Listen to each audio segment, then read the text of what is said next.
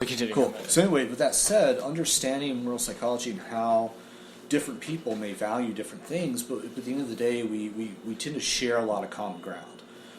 We want to see corruption taken out of our system. Right. We want to take care of the poor. We want to enable people to transition out of poverty. We want a better system of policing where police can build relationships with neighborhoods. Yeah. I think there's a lot. Take the issue of justice reform. This is something I've written a big paper on, and it's a big part of one of those books I'm writing, where the idea of social justice. People talk about this in very different angles. Liberals come at it from a very left-wing angle, talking about social justice and white supremacy and all this. Conservatives may talk about prison reform from a more fiscal efficiency angle, where they say that this mass incarceration is stupid, it's not effective, and you could also say, if you're a religious conservative, it's unchristian, it's cruel. What would Jesus do? Why are we doing this? Whereas liberals will talk about from more of a sort of kind of a harm care dimension of why are we ruining these people's lives and over a joint? It's just not. It's unjust. Now, there's a big overlap here because both sides have good reason to say this is stupid. If you're a conservative, the idea of our drug war, pretty much the way it's currently executed, mass incarceration for these spending billions of dollars, locking people up for stupid shit. Okay, that goes against every conservative value on the books. It goes against the idea of local states' rights. Right. It goes against the idea of community justice. If you say you're pro-family, pro-community, you should support community-based justice. Right. You should support community courts, drug courts, solutions done in neighborhoods like the Red Hook Justice Center or the Center for Court Innovation, which is globally, which has some global respect is a model of alternative justice. This has had people come from different parts of the world to study this model. So that idea is conservative, and if conservatives talk about innovation and breaking free from government bureaucracy, why would they not support alternate justice? If they say they like innovation and they like new ideas and they like they like the spirit of entrepreneurship, then why would they not value social entrepreneurship? That's what community courts are. Alternate justice systems are local-based solutions, pro-family, pro-community, and they're far more effective, they're far more efficient, and they're also more humane. Yeah. It's just like every conservative value is just across the board far more respected by community justice and local, alternate justice. Yeah. And yet the drug war is a very top-down, bureaucratic, inefficient, cost-ineffective model of micromanagement, and yet for 30 years the conservative movement has been either supportive of it or silent on it. Yeah. And there's been conservatives against it, but they've been the minority, and this is a huge problem. Now that said, if you look at most public opinion, most conservatives would be for justice reform. Yeah. They just haven't been as vocal about it. That's why the liberals, the left, should do more to build a dialogue with them, identify this common ground, and say, look, here's what we agree on. Let's have conservative leaders standing side by side with people like Cornel West. Drag Sean Hannity out of his radio stations. Sit your ass down, sit next to freaking people on the left, and start talking about why we should come together on this issue. Yeah. And go down in the history books on the right side of history. That's an area where both sides can come together, and that's where we can map out this kind of moral terrain that we share. But the way to get there is not through rigid argument, it's through humanizing each other, getting someone, Republican voter from the suburbs, to talk to a black guy who lives in the inner city, and just to see what we have in common and humanize each other face to face. Yeah, and create forums for that. Yeah. So. And why do you think that it seems both? I mean, well, it seems like so much of Donald Trump's campaign is based on dehumanizing people. Why is that? Or is I mean, he does humanize certain people. Usually people who are persecuted, himself, or people who are persecuted by. He talks about the people who've been murdered by immigrants or the people murdered by terrorists. These things. I mean, I guess it appeals to very lower brain patterns. I would say this at the level of the brain where you can appeal to people are driven emotionally often by their amygdala and the fear pathways, and that is a more salient, or that is a more emotive shortcut to the brain. It's a more direct route to get people to respond. It's like waving fear. a shiny object to a child. What's a better way to get a kid to respond? A crossword puzzle or a shiny object? Trump's campaign is one big shiny object dangling out there for the amygdala to fire off. Yeah, well, and it seems like that's true not just for his supporters, but even for his opponents who, I mean, it's like moths to a flame. You just can't stop listening to Trump. All of the people I know who hate Trump, all they do is talk about him. They don't even talk about Hillary's plans or anything like that. Hillary herself. I mean, her entire campaign is based around Donald Trump. I mean, everyone is riding this wave of free attention that is the Donald Trump campaign, including his opponents. He's really good at it. He's like a master of self-promotion. I mean, like if being president, if the ultimate skill set was talking about yourself and being effective, he'd be great. Like, if that skill set was helpful. No, you're right. I think, and there are many redeeming. I don't want to downplay a lot of the reasons people vote for. I think one element of this election that's very misunderstood is this oversimplification of Trump voters by a lot of these douchebaggy political analysts. And, just like stupid racist people. Yeah, no.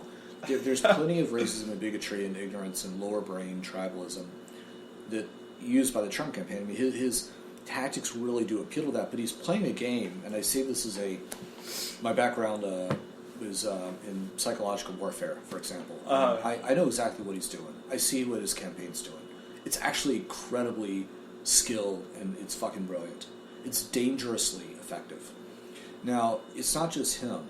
He has no filter. He runs his mouth. Wait, explain. It's dangerously effective. What do you mean? You see what he's doing? Like you've seen other people do it. It's not just him. It's his probably the best money. He probably has the best political advisors money can buy, in my opinion. The reason is what he's doing is he's doing a kind of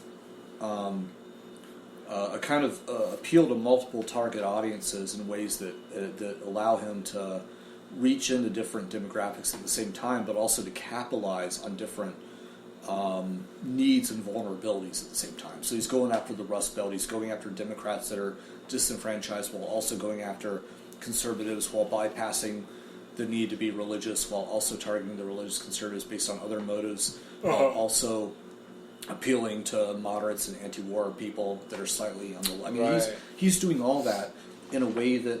I mean, 10 years ago, I actually... I'll show you the stuff I wrote sometime, but I had a similar concept. We have a utility matrix of like how you can appeal to multiple very fragmented political audiences at the same time for a single issue, like the drug war or schools or something like that, where you appeal, you look at these different value sets of these different political constituents, or these different political communities, but you see what they have and you see areas where they could agree, but then you tailor your communication based on their values and also their the nuances of how to reach them and how to disseminate through different types of media.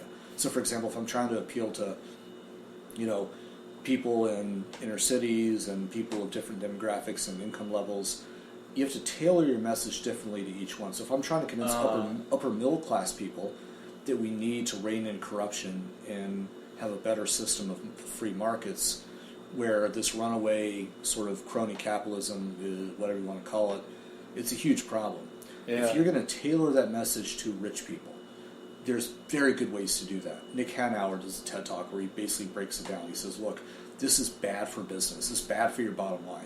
You may not give a shit about freaking black people or poor people, but you better care about your bottom line, and you scare the shit out of them by showing them how this kind of rampant corruption through this kind of crony capitalism is actually bad for inclusive free markets. It's bad. It does not create a virtuous cycle of economic growth. It creates a extractive kind of regressive cycle of where power is in fewer and fewer hands, and as a result, there's more and more poverty, and this is not good. So you say, look, you want to live in a gated community?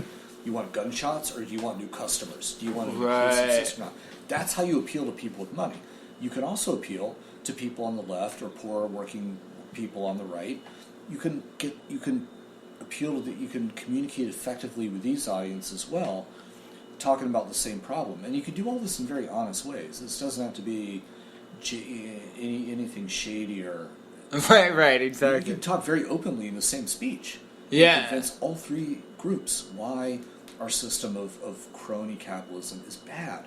It's bad for poor people. It's bad for blacks. It's bad for whites. It's bad for cops. It's bad for rich people. It's bad unless you're one of the top 0.01%. The status quo is not working for you. Right. And there are ways to communicate this. Now, Trump's kind of an evil version of someone doing I don't want to say evil. He's kind of on the dark side of doing this. Yeah. And he's doing it based on very lower brain appeals, but he's also speaking very sensibly about certain problems. Oh, yeah. So it's people ask, how does Hamas get elected, or how did Muqtada al-Sadr become so prominent among certain people in Iraq? Well, what happens is when there's a lack of options and a corrupt government and a status quo that's screwing people over, and people feel there's a lack of options, and then a demagogue comes in and speaks honestly about the corruption. And that is very effective. That's how, a lot of these Islamist movements get elected. That's how the Muslim Brotherhood, Trump is the same fundamental dynamic on a different level. Well, he speaks honestly about the corruption. People feel a lack of options. They feel it's a false choice between, the corrupt status quo or someone like Donald Trump. Take a lot of Islamic countries. They feel, or Middle Eastern countries, right? There's this false binary between secular dictators or autocrats and Islamist movements. We need a third option. We need democratic movements and democratic options for people to start, organizing themselves around. We need the language and the narrative to support this across countries and across cultures. Now, that said, that will be a multifaceted, multimedia initiative that myself and others are working on, talking about and doing and empowering and things like that. That means it is about creating a narrative and creating options and creating it's about a war of ideas, and the way you fight this war of ideas is you show that there's other options, and you create a narrative that can compete with the extremist, that can compete not only with the dictators but with the radical counter-dictator groups. That's brilliant. So you're saying that maybe our lesson from this election is that we need to create a third option that isn't... Absolutely. A counter-narrative, a third voice. You can be liberal, conservative. The main axis should not be left versus right. I think the main axis should be human dignity versus the suppression of human dignity. So if you're a poor farmer and you're a conservative, you should also be willing to support a protest against corporate power in Bolivia displacing a farmer in Latin America. Because, once again, the starting point, the anchoring point is human dignity. Mm-hmm. The other axis, I think, should be reason, science, and logic versus tribalism and dogmatism. I think that should be the main. So it shouldn't be about whether I'm a liberal or conservative. I'm going to reflexively side with something because I'm a liberal or a conservative. It should be about where does the evidence lead me. So I think the main axis should be reason and compassion. I think those two pillars should define how we come together and humanize each other and build a kind of third voice, a counter narrative. And with that message, would you say, is there anyone, I guess, who, if you're willing to say publicly, who are you going to be voting for on? I never say that because I don't want to I don't want to anchor turn off anyone. Yeah, I don't want to. I don't want people to associate my ideas with a certain candidate or party. Right. But I'll be honest. I think protest votes are good.